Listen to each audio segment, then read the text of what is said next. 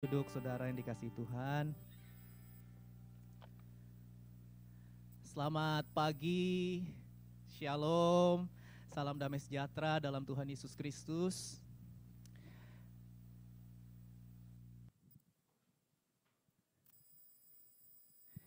Oke, kita sudah masuk minggu pertama di bulan Maret, saudara. Dan tema minggu pertama di bulan Maret ini adalah manusia baru, ya, atau a new man. Mari kita buka bersama surat Rasul Paulus kepada jemaat di Korintus, 2 Korintus pasal 5 ayat 17. 2 Korintus pasal 5 ayat 17. Mari kita baca bersama-sama, 2, 3.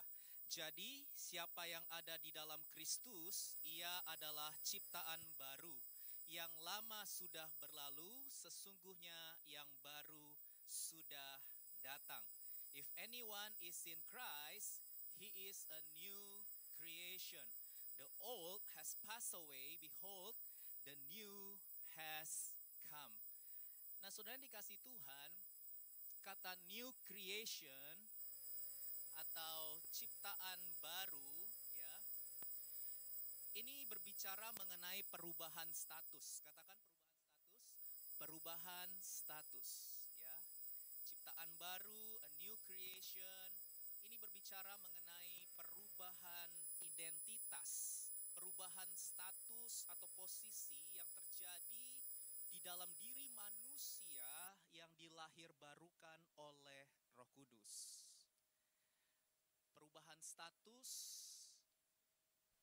dari manusia berdosa berubah menjadi manusia ciptaan baru. Dan ini adalah kasih karunia Allah. Ini adalah hasil karya Allah. Ini adalah pekerjaan Allah. Bukan hasil usaha, perbuatan, karya, dan pekerjaan manusia. Sama sekali bukan. Mari kita lihat Efesus pasal 2 ayat 8 sampai 10. Dikatakan oleh firman Tuhan, yuk kita baca bersama 2, 3. Sebab karena kasih karunia kamu diselamatkan oleh iman. Itu bukan hasil usahamu, tetapi pemberian Allah. Itu bukan hasil pekerjaanmu, jangan ada orang yang memegahkan diri karena kita ini buatan Allah, diciptakan, ya tadi ciptaan baru, diciptakan dalam Kristus Yesus untuk melakukan pekerjaan baik yang dipersiapkan Allah sebelumnya. Ia mau supaya kita hidup di dalamnya. Saudara dikasih Tuhan, pertanyaannya sekarang kapan kita diciptakan dalam Kristus Yesus? Atau kapan kita menjadi manusia ciptaan baru yang ada di dalam Kristus? Ya, jawabannya ada di Roma pasal 10 ayat 9 sampai 10. Kita berada di dalam Kristus pada saat kita memiliki iman yang benar, iman yang sejati, ya, kepada Tuhan Yesus Kristus. Kapan kita ada di dalam Kristus? Pada saat kita beriman kepada ketuhanan Yesus, iman yang menyelamatkan. Roma 10 ayat 9 sampai 10 kita baca 2, 3. Sebab jika kamu mengaku dengan mulutmu bahwa Yesus adalah Tuhan dan percaya dalam hatimu bahwa Allah telah membangkitkan Dia dari antara orang mati, maka kamu akan diselamatkan. Karena dengan hati orang percaya dan dibenarkan, dan dengan mulut orang mengaku dan diselamatkan. Saudara, kita memiliki identitas atau status ada di dalam Kristus, ya, pada saat hati kita percaya dan mulut kita mengaku bahwa Yesus adalah Tuhan. Katakan hati percaya, mulut mengaku. 2, 3. Hati percaya, mulut mengaku Yesus adalah Tuhan. Nah, kata Tuhan di sini menggunakan kata Yunani kurios. Kurios itu artinya tuan atau penguasa tunggal, ya, satu-satunya pusat hidup.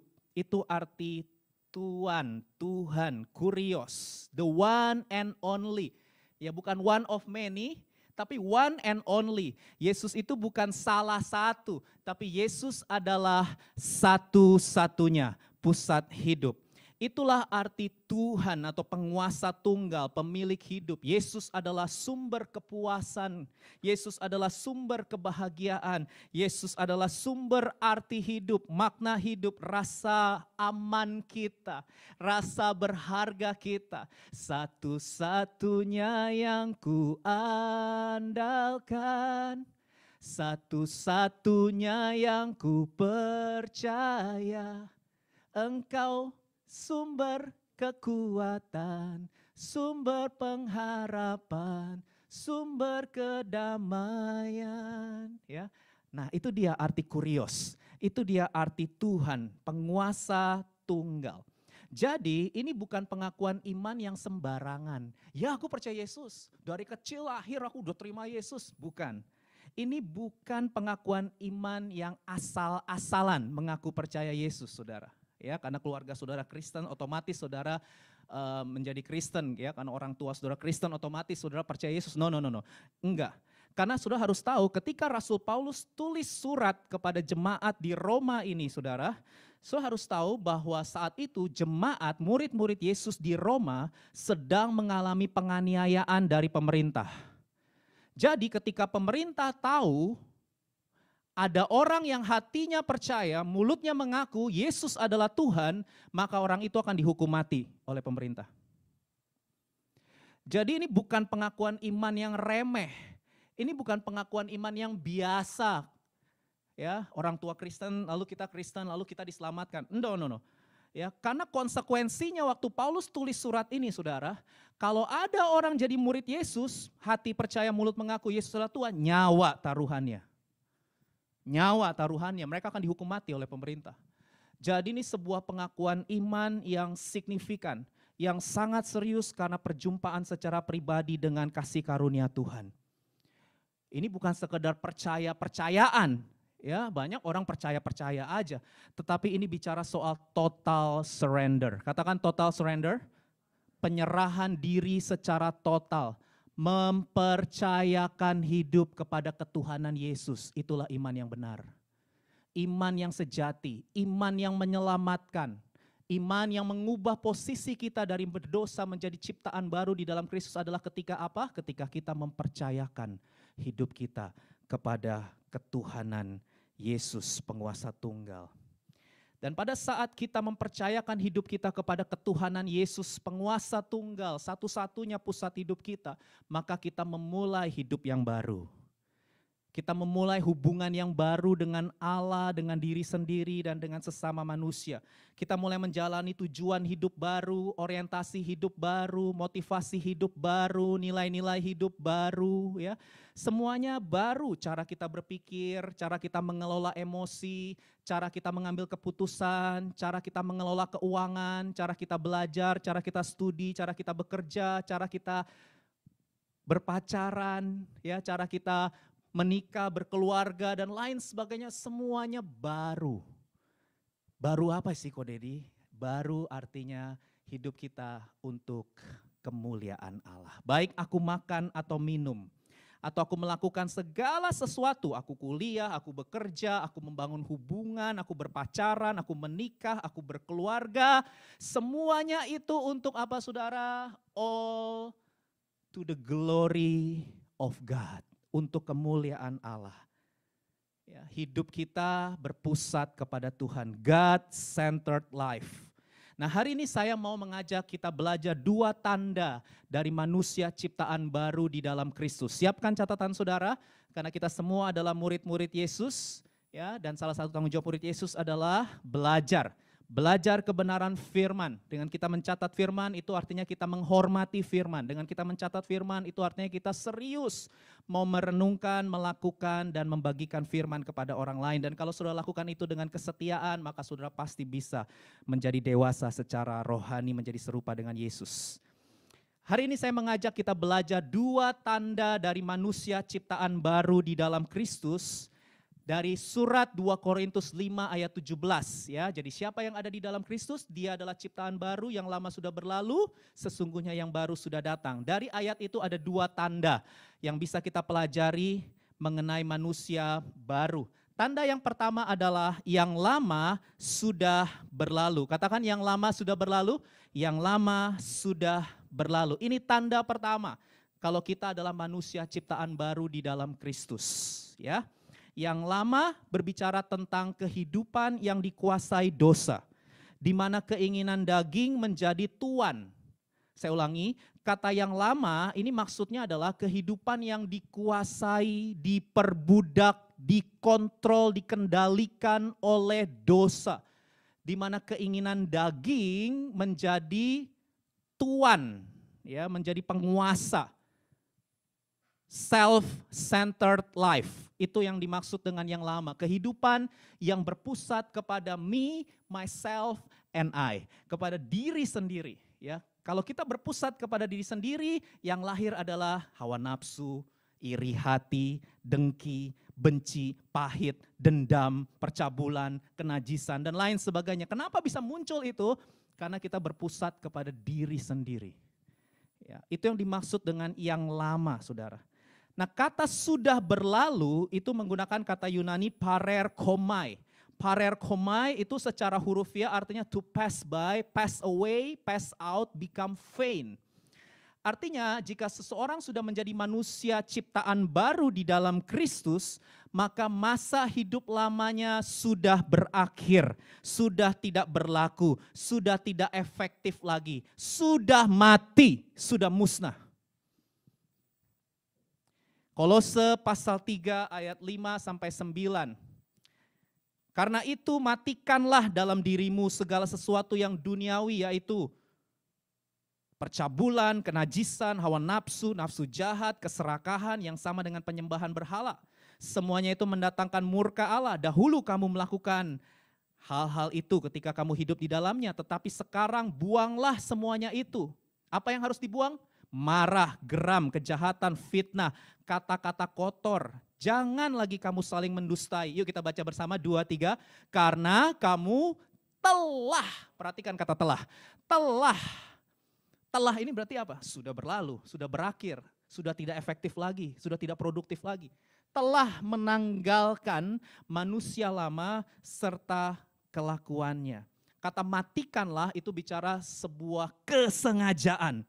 Ya, matikanlah itu sebuah kesengajaan, intensional. Katakan intensional. Intensional artinya setiap hari kita harus secara sadar dan sengaja untuk mematikan hawa nafsu, keserakahan, kata-kata kotor. Harus secara sadar dan sengaja. Itu arti kata matikanlah dalam bahasa aslinya, saudara.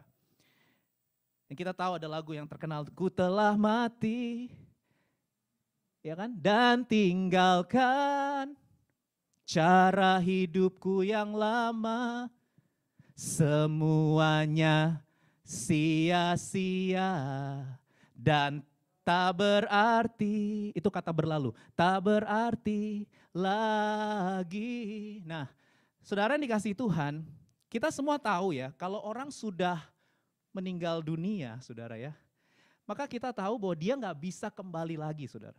Orang kalau sudah meninggal dunia itu putus hubungan, katakan putus hubungan, putus hubungan. Udah gak bisa kembali lagi. Kalau sampai ada orang yang sudah meninggal datang lagi gentayangan, membayang-bayangi saudara, saudara harus tahu itu adalah tipuan si jahat. Karena orang yang sudah meninggal tidak bisa kembali lagi. Kalau dia kembali lagi gentayangan membayang-bayangi saudara setiap hari, itu adalah tipu muslihat iblis. Itu adalah tipuan, saudara. Demikian juga dengan manusia lama atau hidup lama kita. Kan tadi kita udah nyanyi, ku telah mati. Kalau mati ya udah gak bisa kembali lagi. Kalau saudara masih dibayang-bayangi sama manusia lamamu, atau saudara masih digentayangin, gentayangin. Kalau saudara masih digentayangin oleh hidup lamamu, saya mau kasih tahu, itu kebohongan. Itu bukan saudara. Karena saudara manusia ciptaan baru. Kalau masih percabulan, kenajisan, hawa nafsu, menggentayangi atau membayang-bayangi saudara, itu adalah tipu muslihat iblis. Karena iblis itu bapa segala pendusta. Dan setiap hari dia selalu berdusta, ya, membohongi kita dengan kebohongan-kebohongan, mencoba menarik kita kembali ke manusia lama yang sudah meninggal dunia itu loh. Manusia lama kita itu sudah mati, sudah musnah. Dia nggak bisa datang lagi. Kalau dia datang lagi itu tipuan. Itu bukan saudara. Saudara dan saya di dalam Kristus adalah manusia ciptaan baru. Amin. Itu sebabnya kita harus lawan tipu muslihat iblis. Katakan lawan tipu muslihat iblis. Ya. Efesus pasal 6 ayat 11. Kita baca bersama. 2, 3. Kenakanlah seluruh perlengkapan senjata Allah supaya kamu dapat bertahan melawan iblis. Itu sudah kalah oleh kematian kebangkitan Yesus, saudara. Ya, bulan depan kita akan rayakan Paskah. Itu adalah klimaks kemenangan yang mutlak. Iblis itu sudah kalah. Ada orang bercanda dan saya pikir bercandanya saya setuju juga. Katanya iblis itu katanya singa yang mengaum-ngaum, tapi dia singa yang ompong katanya. Kenapa singa ompong? Karena sudah dihalahkan oleh kematian dan kebangkitan Yesus. Kalah telak, iblis itu sudah KO. Jadi yang iblis bisa lakukan adalah menipu orang-orang percaya. Membohongi orang-orang percaya. Supaya mereka percaya dusta iblis dan mereka tidak mengalami realita kemenangan Yesus. Dan mereka masih percaya bahwa hidup lama mereka, manusia lama mereka ada, padahal sudah mati. Sudah berakhir dan gak bisa datang lagi. Itu sebabnya Rasul Paulus berkata, hey, kenakanlah seluruh perlengkapan senjata Allah supaya kamu dapat bertahan melawan singa ompong itu. Ya, yang melawan tipu muslihat iblis. Iblis hanya punya tipuan. Dia udah gak punya kuasa apa-apa lagi. Di dalam Kristus kita lebih dari pemenang. Amin. Tapi tipu muslihat iblis itu masih ada. Ya, dan saudara harus tetap menjaga hatimu dengan segala kewaspadaan. Jangan beri kesempatan kepada iblis. Jangan buka celah. Bilang sama kanan kiri, jangan buka celah. Ya. Jangan buka celah terhadap iblis menipu saudara. Bagaimana caranya? Sebab itu ambillah selengkap senjata Allah.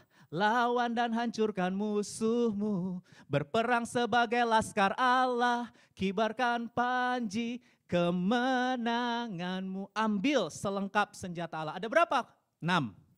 Rasul Paulus menulis ada 6 senjata rohani yang harus kita kenakan setiap hari. Setiap hari ya.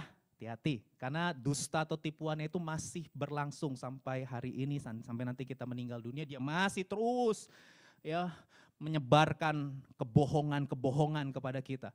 Itu sebabnya kita harus punya yang namanya spiritual awareness. Spiritual awareness, kesadaran rohani kita harus selalu berjaga-jaga. Ya, 6. Yang pertama, ikat pinggang kebenaran. Ikat pinggang kebenaran ini bicara kebenaran menguasai pikiran, perasaan, dan keputusan-keputusan yang saudara ambil setiap hari. Ya. Itu yang dimaksud dengan ikat pinggang kebenaran. Kebenaran menguasai pikiran, emosi, perasaan, dan keputusan-keputusan kita setiap hari. Baju zirah keadilan ini bicara menghidupi karya kematian dan kebangkitan Yesus yang telah membenarkan kita dari setiap pelanggaran dosa.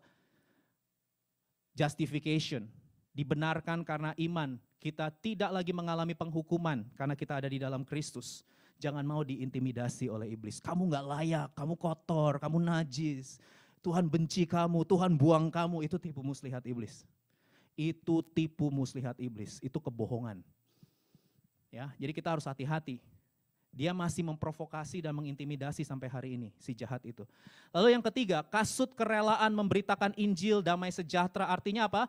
Mendeklarasikan shalom. Ya, kita selalu kalau doa syafaat untuk bangsa-bangsa kan kita berkata shalom Thailand, shalom Indonesia, shalom Korea ya. Karena memang kita harus mendeklarasikan shalom. Airin kalau bahasa Yunaninya, bahasa Ibraninya shalom. Artinya damai sejahtera untuk orang-orang yang belum percaya. Kalau ada di keluarga saudara belum percaya, saudara harus berkatakan shalom papa mama, shalom kakak adik, shalom teman-teman, shalom kampus, sebut nama kampusnya, shalom kantor, sebut nama kantor saudara, pabrik saudara, tempat kerja saudara, perkatakan shalom. Ya, karena kita pembawa damai, amin. Kita harus menyatakan shalom, damai sejahtera atas orang-orang yang belum percaya dan kita memberitakan Injil kebangkitan Yesus kepada mereka. Yang berikutnya adalah perisai iman. Perisai iman bicara soal mempercayakan hidup sepenuhnya kepada Tuhan.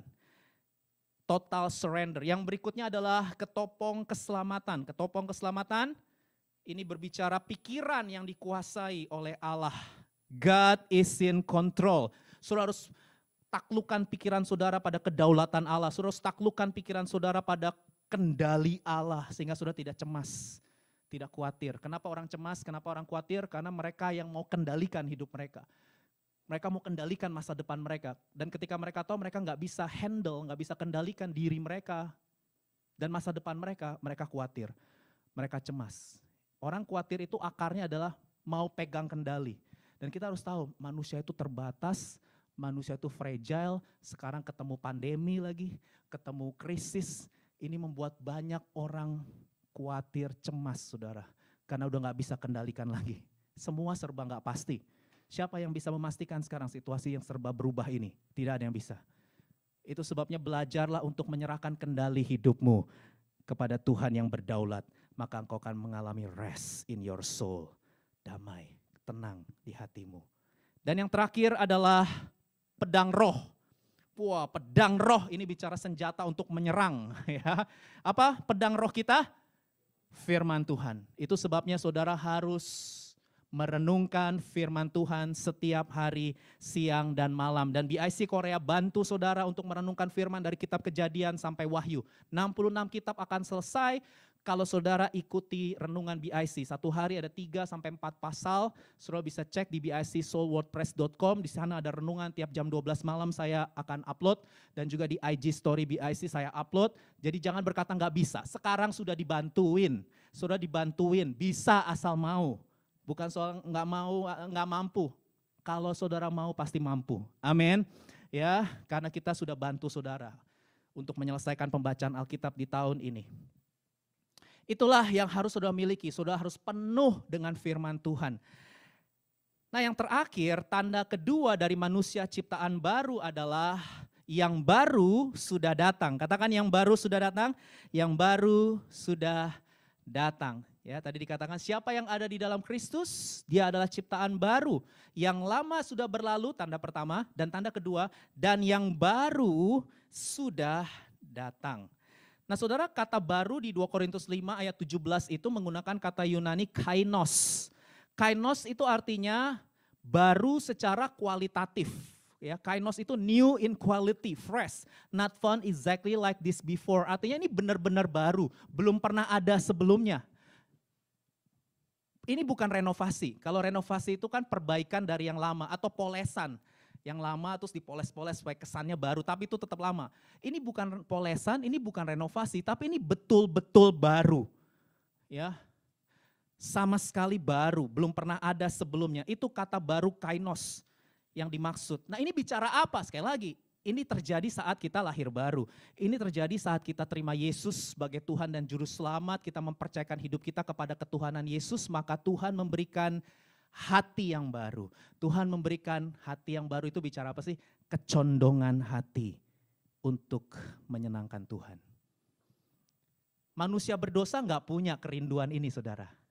Manusia berdosa tuh nggak punya kerinduan untuk memuliakan Tuhan, mengasihi Tuhan, menyenangkan Tuhan, nggak punya. Karena yang mereka pikirkan cuma diri sendiri terus. Makanya mereka dikuasai dosa. Tapi kita ketika lahir baru, kita bisa terima Yesus sebagai Tuhan Juru Selamat, kita mempercayakan hidup kita kepada ketuhanan Yesus. Kita punya kerinduan yang beda dengan orang-orang belum percaya. Kita punya kecondongan hati. Kecondongan hati kita tuh Tuhan terus. Ya, aku makan untuk Tuhan, Aku minum untuk Tuhan. Aku kuliah untuk Tuhan. Aku kerja untuk Tuhan. Aku berpacaran untuk Tuhan. Aku menikah untuk Tuhan. Aku bisnis untuk Tuhan. Aku berkeluarga, aku punya anak dan lain sebagainya untuk Tuhan. Nah, itu kata baru. Dan sekali lagi ini kasih karunia Tuhan. Ini adalah pemberian. Dan kalau saudara punya hati ini, katakan terima kasih Yesusku buat anugerah yang kau beri. Sebab hari ini Tuhan adakan syukur bagimu. This day you've made your amazing grace. Lord, I live my praise. Ya, karena hanya kasih karunia yang membuat kita menjadi baru. Kolose pasal 3 ayat 10, kita baca bersama yuk, 2, 3.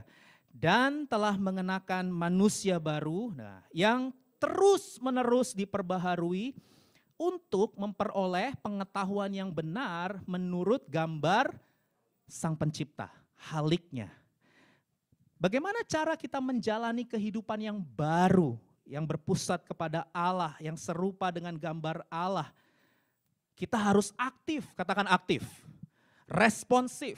Ya, saudara harus aktif, responsif, mengejar apa? Mengejar pengetahuan yang benar menurut gambar Allah. Di mana pengetahuan yang benar tentang Allah dapat kita temukan?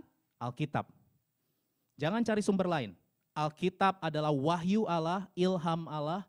Ya, saya sudah jelaskan Alkitab itu firman Allah karena ditulis berdasarkan wahyu dan ilham Allah.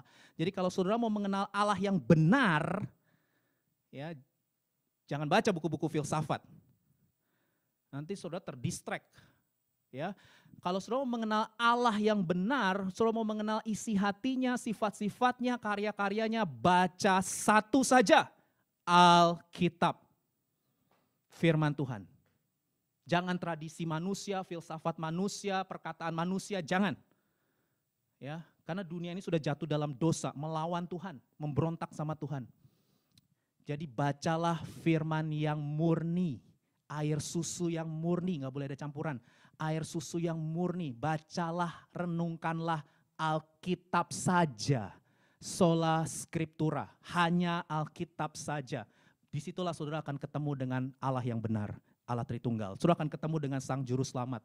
Saudara akan ngerti tujuan hidupmu di dunia ini apa.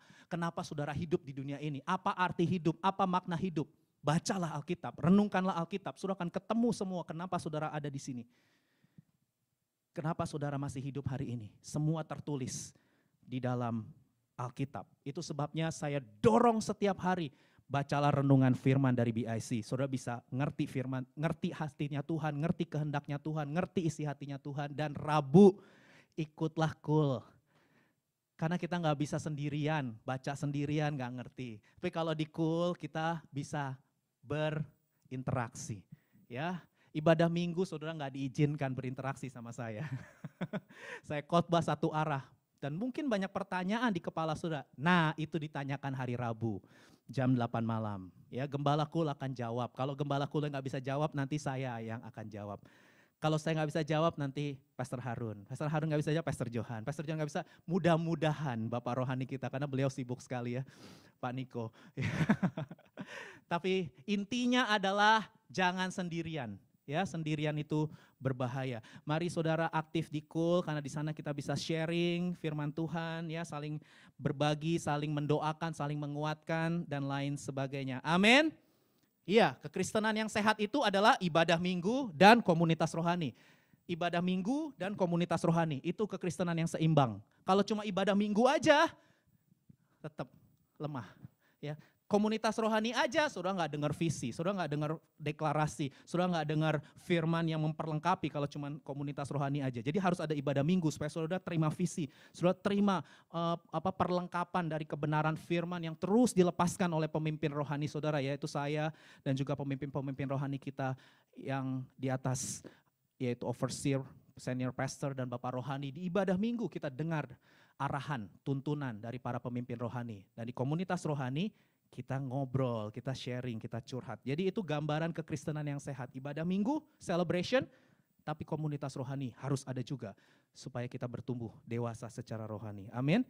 Seperti apa gambaran manusia baru? Nah ini dia, Kolose pasal 3 ayat 12 sampai 13. Karena itu sebagai orang-orang pilihan Allah yang dikuduskan dan dikasihinya, kita baca bersama 2, 3, kenakanlah belas kasihan, kemurahan, kerendahan hati, kelemah lembutan, dan kesabaran. Sabarlah kamu seorang terhadap yang lain, dan ampunilah seorang akan yang lain apabila yang seorang menaruh dendam terhadap yang lain, sama seperti Tuhan telah mengampuni kamu, kamu perbuat jugalah demikian. Manusia ciptaan baru di dalam Kristus itu adalah manusia yang memperagakan nilai-nilai hidup Tuhan Yesus yang telah diteladankan selama Yesus ada di bumi. Saya ulangi. Manusia ciptaan baru adalah manusia yang memperagakan nilai-nilai hidup yang telah diteladankan oleh Tuhan Yesus selama di bumi. Dari mana taunya nilai-nilai hidup Yesus? Bacalah firman Tuhan. Bacalah Alkitab. Kalau nggak pernah baca, nggak pernah renungkan, sudah nggak tahu nilai-nilai hidup Yesus itu apa. Sudah nggak tahu pikiran Yesus itu apa, perasaan Yesus itu apa, kehendak Yesus itu apa, tujuan hidup Yesus apa, motivasi hidup Yesus apa. Sudah nggak tahu kalau sudah nggak baca. Sudah harus baca, sudah harus renungkan. Dari situ sudah bisa ngerti, what would Jesus do? WWJD. Ya, Yesus ketika berhadapan dengan orang yang menyakiti dia, bagaimana responnya? Yesus ketika berhadapan dengan orang yang berbuat jahat kepada dia, bagaimana responnya? Yesus ketika ketemu orang munafik, gimana responnya? Yesus ketika ketemu orang berdosa, orang yang dibuang masyarakat, bagaimana responnya? Yesus ketika berhadapan dengan badai, bagaimana responnya? Yesus ketika berhadapan dengan orang yang sudah mati 3 hari, Lazarus, bagaimana responnya? Yesus ketika berhadapan dengan orang-orang sakit, orang-orang lumpuh, orang-orang kerasukan setan, bagaimana responnya? Bagaimana kita bisa tahu respon Yesus? Baca kitab suci, doa tiap hari. Saudara harus baca firman Tuhan, doa setiap hari. Disitulah saudara bisa tahu nilai-nilai hidup Yesus. Karena nilai-nilai hidup Yesus itu adalah nilai-nilai hidup manusia ciptaan baru. Kita semua adalah manusia ciptaan baru. Amin. 1 Yohanes pasal 2 ayat 6, kita baca bersama 2, 3. Barang siapa mengatakan bahwa ia ada di dalam Kristus, ia wajib hidup sama seperti Kristus telah hidup. Whoever claims to live in him must live as Jesus did. Saudara, saya kaget ketika melihat kata wajib. Di sini ada kata wajib. Kalau saudara ada di dalam Kristus, saudara wajib. Ini bukan pilihan ya. Wajib hidup sama seperti Kristus telah hidup. Nah kata wajib itu kata Yunaninya opeilo. Opeilo itu tahu gak apa? Berhutang, to owe. Cari aja di Google. 1 Yohanes 2 ayat 16. Ketik itu kata wajib itu, must ya kalau bahasa Inggrisnya, atau oak. Itu bahasa Yunaninya opeilo artinya to owe, berhutang. Wah, saya ketika ngelihat, wih, saudara, jadi, wow, dalam loh maknanya. Setiap orang yang ada di dalam Kristus, dia berhutang hidup sama seperti Kristus. Berhutang. Kalau bicara hutang itu artinya apa? Harus dibayar. Hutang itu berarti apa? Tidak bisa tidak, harus dilakukan. Dan kalau saudara berkata, aku manusia ciptaan baru di dalam Kristus, aku sudah mempercayakan hidupku kepada ketuhanan Yesus, maka setiap tarikan nafas kita, itu hutang kepada Kristus. Hutang untuk apa kok Dedi? Hutang hidup sama seperti Kristus telah hidup. Nah saudara mungkin akan berkata kepada saya begini, saya juga bertanya soalnya, Tuhan mungkin gak sih? Ini Tuhan kalau kasih perintah kok, aduh. Saya mau tanya, mungkin gak sih orang Kristen itu hidup sama seperti Kristus hidup? Halo? Bisa gak sih? Bisa gak? Saya percaya gini saudara, Tuhan itu gak mungkin menyiksa kita dengan memberikan perintah yang mustahil bisa kita lakukan. Halo? Buat apa? Kalau dia tahu kita mustahil melakukannya, kita gak mungkin bisa lakukan. Dia gak mungkin kasih perintah, ngapain dia kasih perintah kepada sesuatu yang tidak bisa kita lakukan? Halo, betul gak? Masuk gak?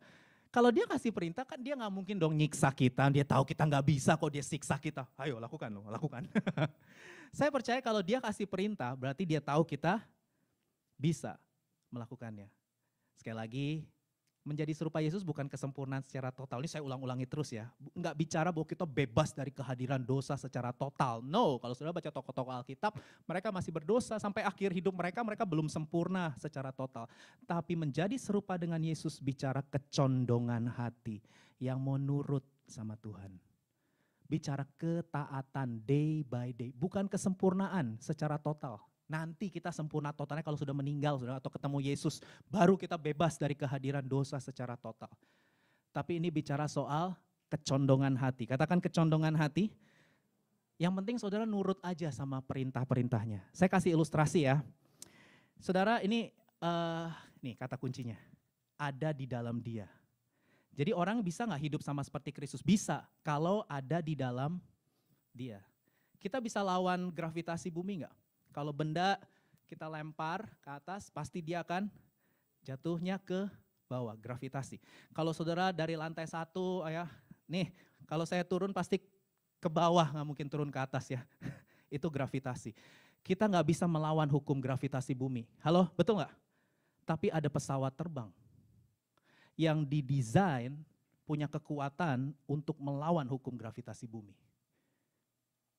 Dan kita kalau ada di dalam pesawat terbang, dan kita nurut sama buku panduan tuh ya, kan ada buku panduannya ya, setiap penumpang pesawat ya, baca nggak? Kalau saudara nurut taat, saudara akan sampai ke tempat tujuan. Halo, betul nggak? Iya. Pesawat terbang melawan gravitasi bumi karena memang didesain seperti itu.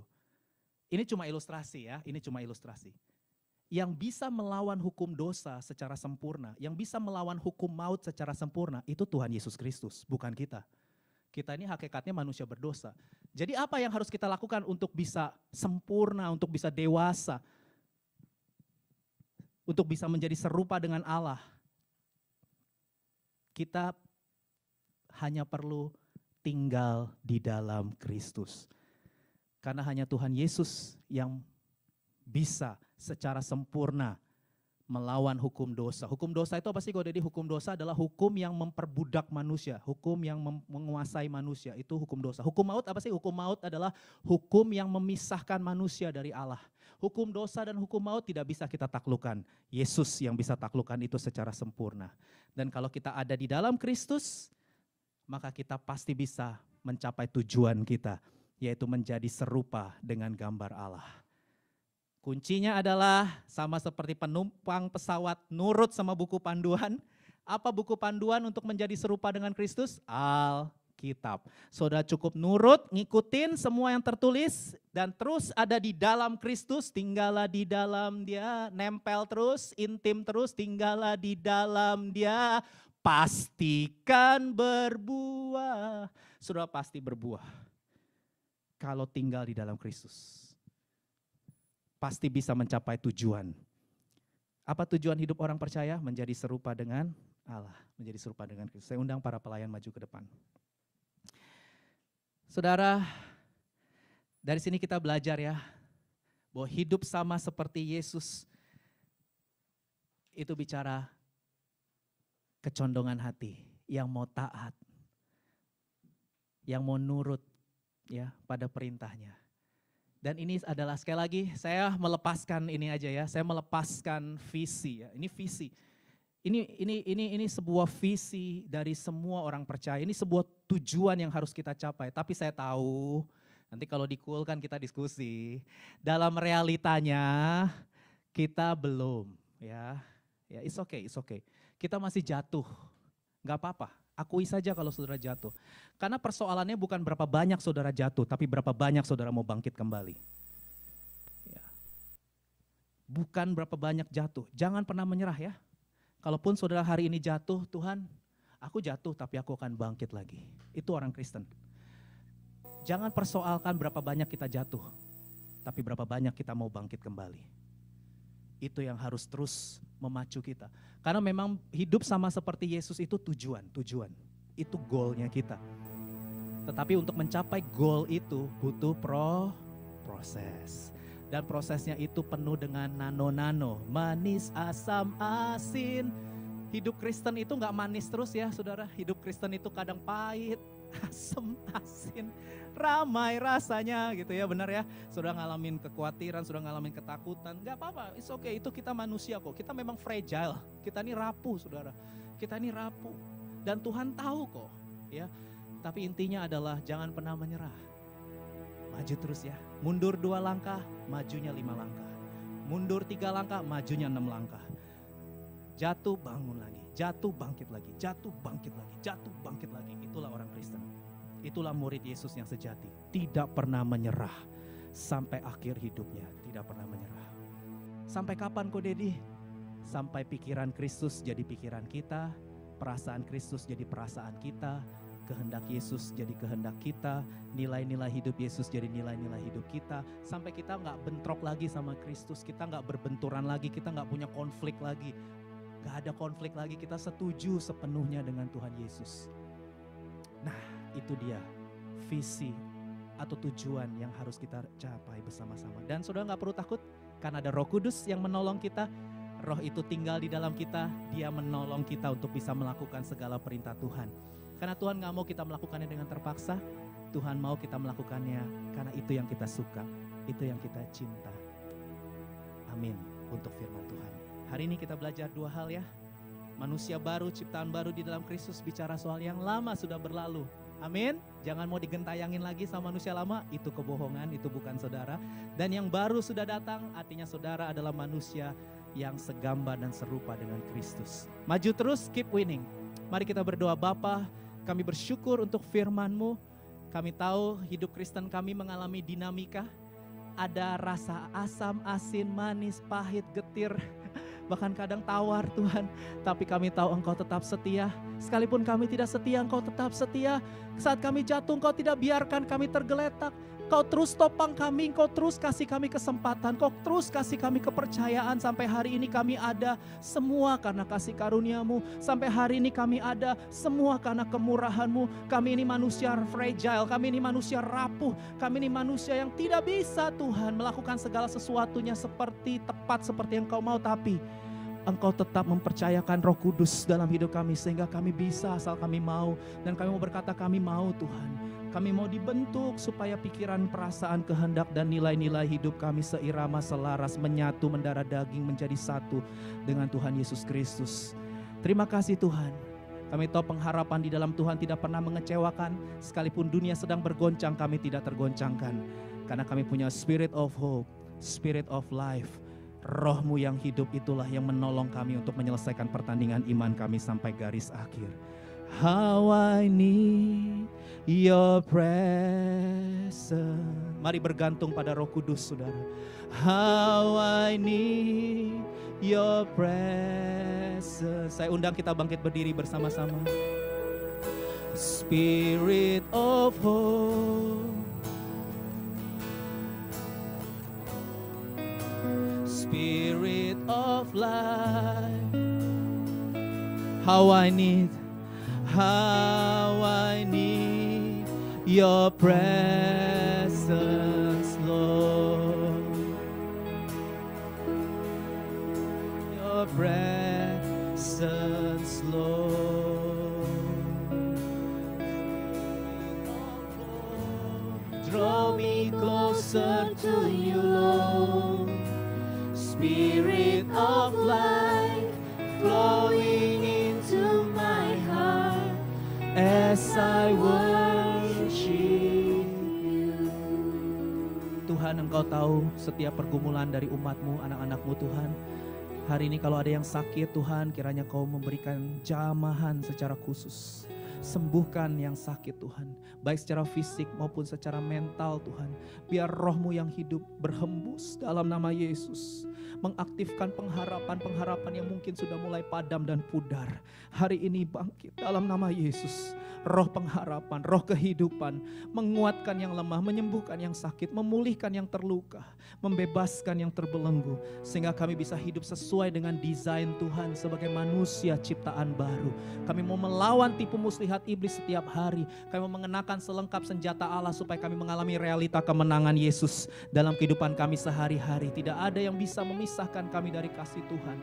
Bahkan goncangan-goncangan krisis yang sedang terjadi hari-hari terakhir ini tidak juga membuat kami menjadi lemah dan putus asa, karena kami tahu kami punya pengharapan yang tidak pernah mengecewakan. Pengharapan di dalam Tuhan Yesus Kristus itulah pengharapan yang hidup dan hidup untuk selama-lamanya. Terima kasih untuk firman-Mu, meteraikan Tuhan, urapan Allah kuat atas setiap orang di rumah masing-masing Tuhan. Yang punya pergumulan hari ini, terima pimpinan Tuhan, arahan Tuhan.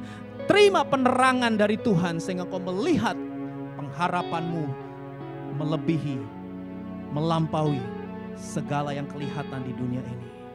Lihatlah dengan mata yang tertuju kepada Yesus. Terima kasih. Dan kami semua yang ada di ruangan ini pun mengalami kemuliaan Tuhan. Setiap orang yang melayani, jeripaya mereka dalam persekutuan dengan Tuhan tidak pernah kembali dengan sia-sia. Dan sebentar kami pulang, kami membuka hati kami dan menerima berkat dari Allah yang setia. Tuhan memberkati engkau dan melindungi engkau.